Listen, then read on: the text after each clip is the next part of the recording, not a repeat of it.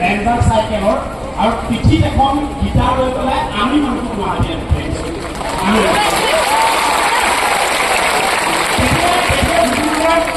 তেতিয়া জুবিন গাৰ্গ নীলু চক্ৰৱৰ্তীয়ে যোৰহাটৰ ৰেডিঅ' চেণ্টাৰত তেওঁ ডাইৰেক্টৰ থাকোঁতে তেওঁক গান গাবলৈ মাতি জুবিন গাৰ্গ বনাইছিল। ঠিক আছে, মানুহটো গ'ল গুৱাহাটী পালে।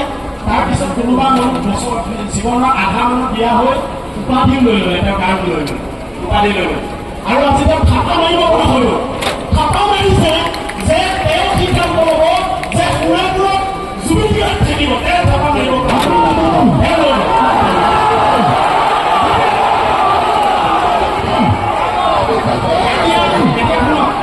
এতিয়া আমি কি কৰিম?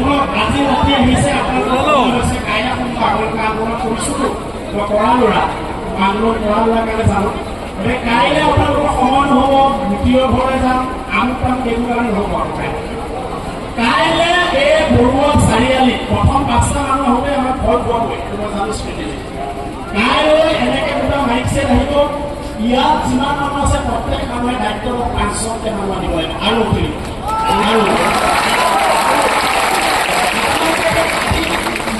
ৰাতি আপোনালোকে আহিছে, ৰাতিপুৱা খাই পেলাই একো নহ'ব।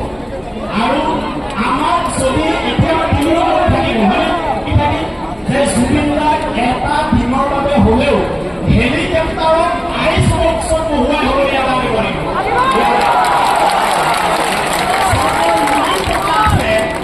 আইচ বক্সত বহুৱাই ৰাখি এটা দিনৰ কাৰণে আনিব পাৰিব।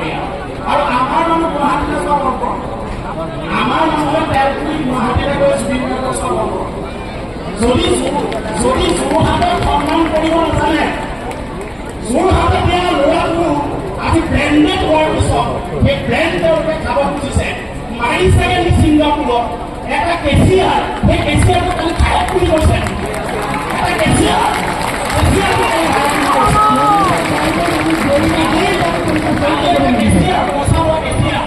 আৰু ব্যৱহাৰ আমি দেখি গৈছো।